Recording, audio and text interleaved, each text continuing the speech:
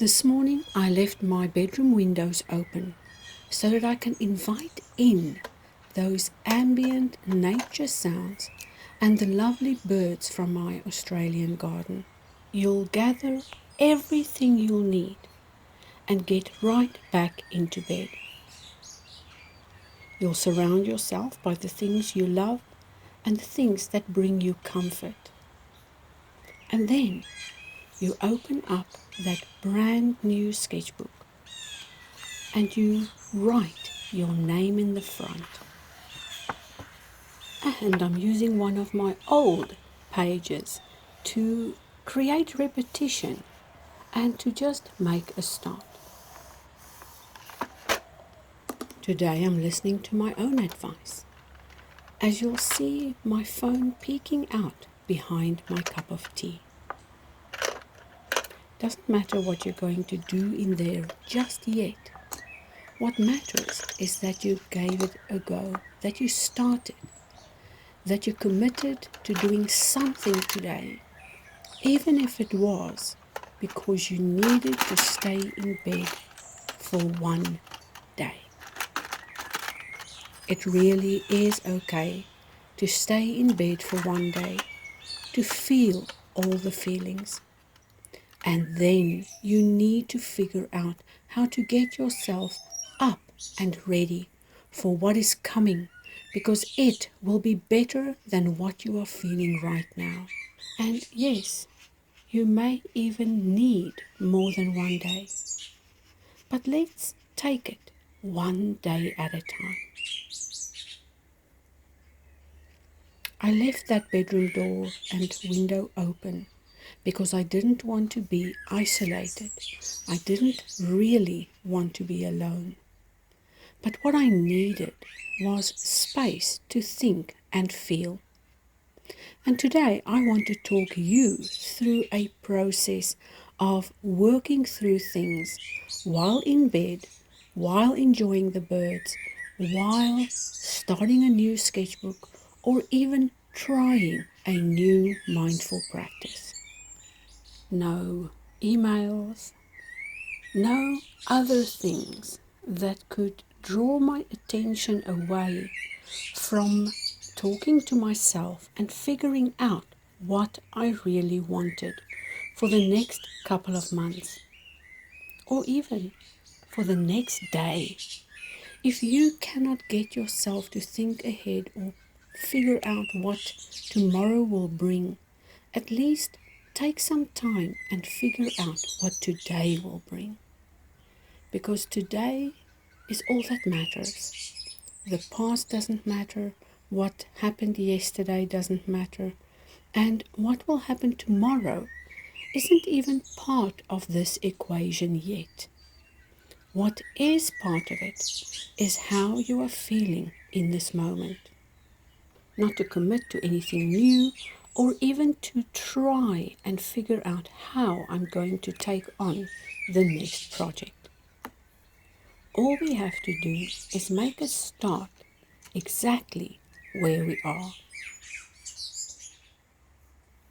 Isn't it true that we so often want to throw out everything we've worked on because of one setback, because of one sentence somebody said, because of one little mindless act by somebody who has not walked a path and is definitely not on your path? How often have we allowed others to take us off our own path, and for others to influence in a negative way, to make our minds believe that what we are doing isn't good enough for the world to see? How often have you picked yourself up and continued on your journey, instead of turning your back on everything you've built already? I hope you're not investing your energy into somebody or someone's comment that does not fit in with your life. In this instance, I would rather have you turn your back on that comment and turn towards what you've been working on and just continue. Continue doing the good work that your heart believes in. And stop listening to those who do not have any idea what's going on in your life and in your path for that matter. You were giving to the world what you thought they needed. And sometimes you have to steward those ideas and give back to yourself instead. Nurturing what you believe in will help you produce more, better, and elevated work. But stopping now will actually cut you off from what you believe in and also diminish all the work you've done so far. You are building a legacy, and you're building that legacy with the things that matter to you. It is your legacy, it is your responsibility, it is your life you are living right now. And you get to choose how you build that. And nobody's comment should ever take you off that path or hinder you from pursuing it. Not everybody will love what you are creating. You have to let some of them not love you. You will have to let some of them have their say, erase or delete that message, and just move on with what you want to do. Let yourself into this beauty that you are creating and stop allowing that negativity to run the rest of your day. Slowly but surely, as you move out of that state, you will recognize when you've made a new connection with yourself, when you're back on track, and when you're doing the work you want to do. Doing it this way is like having a filter of who belongs with you, who needs to stay on their own beaten track, and who might jump in line to be there with you. We cannot control what others are doing. We can only manage and control how we feel and how we're going to act after this bad thing happened. And with that, sometimes we need confidence, sometimes we need courage, but a lot of times we need armor. And it's that armor of self-resilience that's going to help you go through all of these hard, difficult things. And it didn't matter that anyone had an opinion. What matters is how you deal with that opinion, whether you're going to internalize that or let your shield of protection keep you from letting any of that negativity into your life, into your heart, or into your mind. And especially not to let any of it stop your actions to move forward. Now we have to talk about those rewards that you are going to pick once you've made the choice to take care of yourself first and then give out to the world. This reward you are giving to yourself is a way for you to see how much you really need to invest back into this thing you're trying, this thing you're creating, this thing you are mindfully bringing into the world. Remember, your thought about this beautiful thing you wanted to create didn't just come at a random point in time. It was destined for you to find this at that moment when you really needed it, and you were led by your gut instinct to show it to the world. And I can promise you that the person who might have influenced you negatively or who brought on a message that you shouldn't really have reacted on was there as a mirror to the lesson you might need to learn first. And once you've overcome that, acted in resilience, and jumped back into action. Only then did you learn how to master yourself, master your actions, and also become a little bit more mindful in how you're going to approach the next time something like this happens. So listen here. You cannot hide from the world because one idiot made a remark that was so stupid and mindless.